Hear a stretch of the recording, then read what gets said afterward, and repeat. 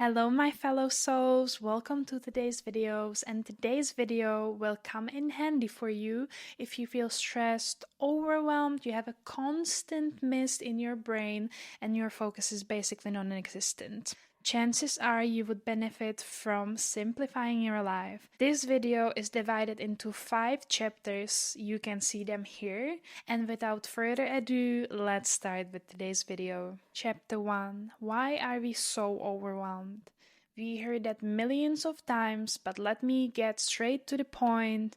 We consume way too much. Social media, news, ads, so many people, we are constantly connected to billions of people online. Second of all, we have way too many things. It's better to have things that you actually use, not to be overwhelmed so much and simplify your life. The third thing that I want to mention, our calendar is constantly full. Again and again, we consume way too much information. We've heard that millions of times, but how many of us actually did something about it? It's very difficult, so no shame there, because those apps, for example, social media, are specifically designed to be addictive.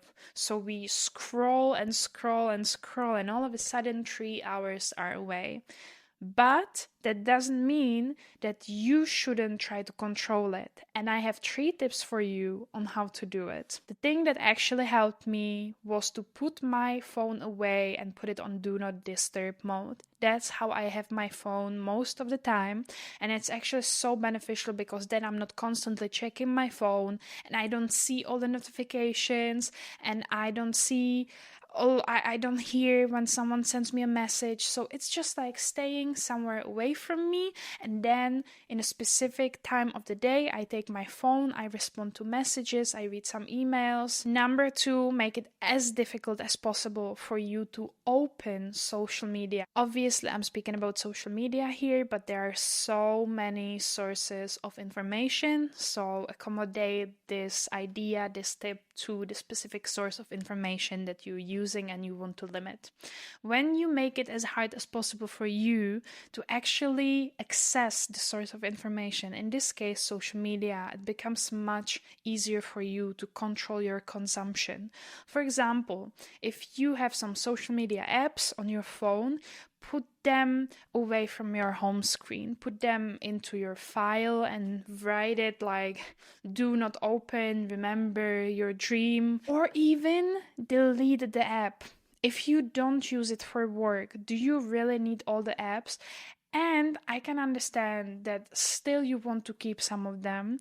Which one is benefiting you the most? So, for example, for me, the most beneficial app for me is YouTube because I sometimes use it as a podcast. I find some very interesting video and I, for example, paint or clean the house and I leave the YouTube video going, and it's a very good source of information for me. So, if I would have to decide one app that I would keep, it would definitely be YouTube because if I wouldn't have to, okay, Spotify is brilliant as well because I have my music and the podcast as well. So that would be a big tie there. But think about what is benefiting you in your life. The more beneficial things you can have input into your body and mind, the better will be the outcome of your life. Third tip, find something off screen. I know, very simple, but why are you really spending so much time with your phone or watching TV?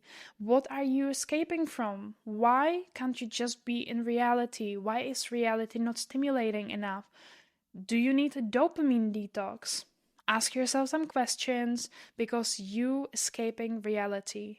We all do, and it usually has some deeper reason to it. Another tip, unsubscribe everything that you don't need. And I'm very guilty here because my email is a mess. I have to work on that one. I have to unsubscribe from a lot of emails because I always want like a free PDF, so I subscribe and then I just like let it go and then it's just like overflowing. Unfollow all the people that are making you feel bad or it's very overwhelming to watch it. It makes you angry, anxious, all those sorts of emotions. Be conscious about how you choose to use your social media account. In the description box down below, you can find a free resource from this video where you're gonna have a to-do list on how to declutter your electronics, so you can check it out, and I hope it will help. You don't have to fill in your email, you don't have to pay anything for it. It's just a Canva printable, so you can either fill it out online in your PDF, or you can just print it out and hang it on the wall and work on it over time. I just think it's very cool, and it's gonna make your work much easier. Chapter 3. Declutter people. And this one might irritate some people, but it is what it is. If you have some people that are not just toxic, but they're just not your tribe, do you need those people in your life? It's very, very true that you are the summary of the 5 closest people around you. The people around you influence you so much. If you're gonna have someone around you who is constantly gossiping, negative, bad view on life, you're gonna start feeling very similarly as well. Surround yourself with people that have a good mindset, or they're willing to grow. They are on the journey that you want to do as well. Because it's completely normal to lose friends on the way when you are focused on your growth. It's very, very difficult to keep some friends because they just don't share the same values, and you have to let them go on the way. If someone is constantly making you feel bad, they're using you, they yell at you, they are narcissistic, get those people out. You have to be very, very picky about your circle. Also, relationships should feel very nice. Sometimes we have disagreements. That happens. We humans, we disagree with each other, but then we sort it out. But if someone is making you feel constantly bad about yourself, not a good relationship, not a healthy relationship. Healthy relationship includes very good communication. If you don't like something, if the person doesn't like something, they will tell you, you will tell them, okay? Chapter 4. Look at the things that you own. I used to be kind of hoarder, not too much, but I was still buying a lot of things and I didn't use them. Then I have an extreme minimalist era when I wanted to own 50 things. Also wasn't for me. I found a balance between those two worlds, and it's working out for me so well, and I would recommend for you the same. There's, for example, Marie Kondo, amazing woman, Japanese woman, always smile on her face, so positive. She has books and Netflix series, so I would highly recommend that one. I will also put the link in the description so you can find the series and you can find the books. What I would really like to mention as well is when you grow, sometimes the declutter happens by itself because you're entering a new phase of your life, and all of a sudden you just don't feel the connection between you and your things anymore, and you start decluttering by yourself without even planning to do it. You just feel that you kind of need to make the space for the new things. The things that you have are defining your life as well. So based on who you want to become, you have to determine which things you keep, which things you throw out. And I understand maybe you don't have the money right now to rebuy everything.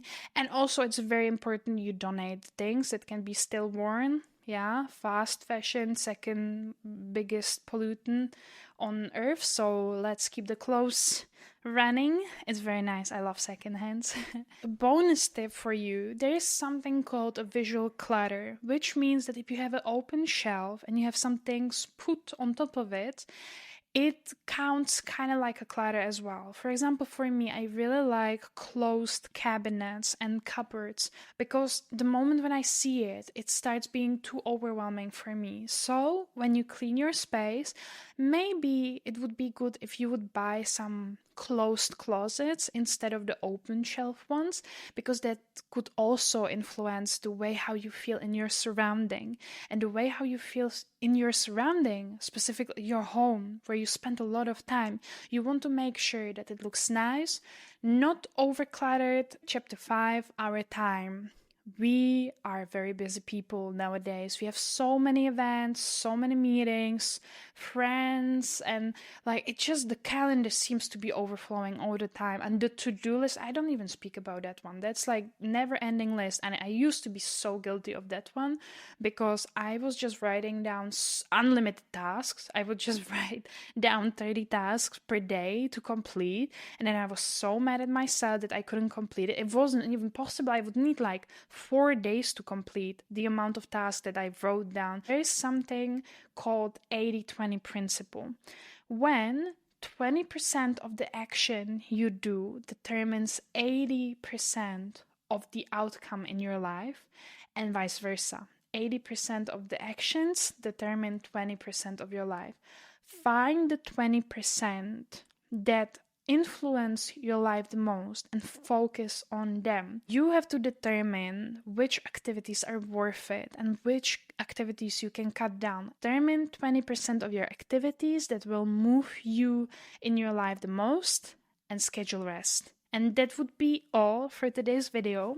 I hope you enjoyed it. I really enjoyed filming it. It was the first time with my microphone here, so hopefully I managed it well and the sound will be much nicer than in the previous videos. And everything is linked down below. I also have TikTok and Instagram, so you can check those out. I will link everything down below. And thank you so much for watching. I hope you have a lovely day, and wherever you are in the world, whatever you do, and see you next time.